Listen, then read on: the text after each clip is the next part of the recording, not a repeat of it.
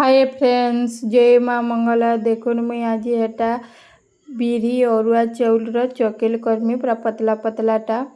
मुई हेटा देखुन बिरी और अरुआ चाउल के 4-5 घंटा आगु बुतरे देथिनी।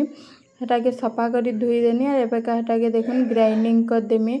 मोर वीडियो माने यदि आपण मन को भल लागसी देखबा लगी ताहले मोर चैनल के सब्सक्राइब कर देबे और वीडियो मान को लाइक कमेंट करबे।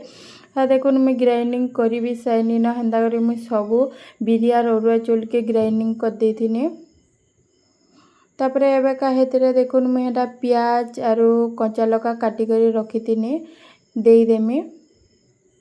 देखुन प्याज और कच्चा लका देला परे हेटा के मैं भल से मिक्स कर देमी।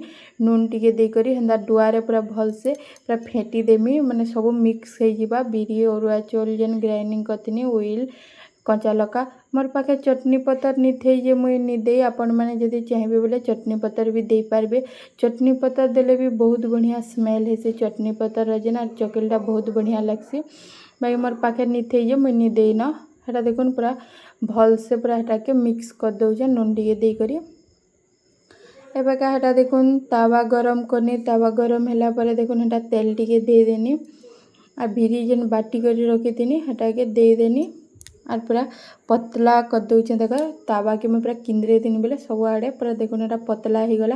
हेन्ता करी करी मैं सब चकेल भी कर देमी। हेन्ता पतला पतला चकेल बहुत बढ़िया लगसी। बिरी और अरुआ चाउल बनाले खाइबा लगी बहुत बढ़िया लगसी।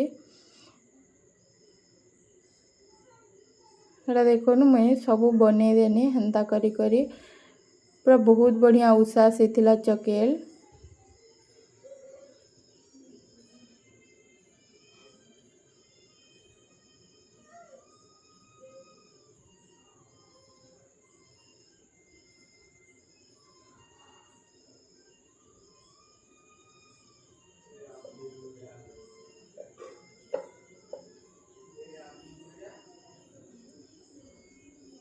हेटा देखुन मुझे हेन्ता करी करी पूरा बने दउचे सब पूरा उस्की जाउचे।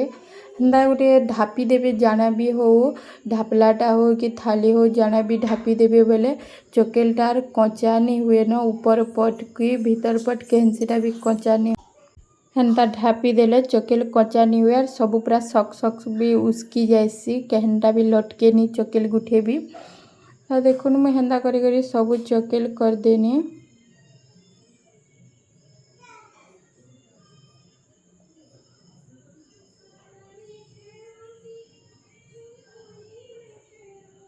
मोर वीडियो माने यदि आपण मन को भल लागसी देखबा लगी ताहले मोर चैनल के सब्सक्राइब कर देबे और वीडियो मन को लाइक कमेंट करबे।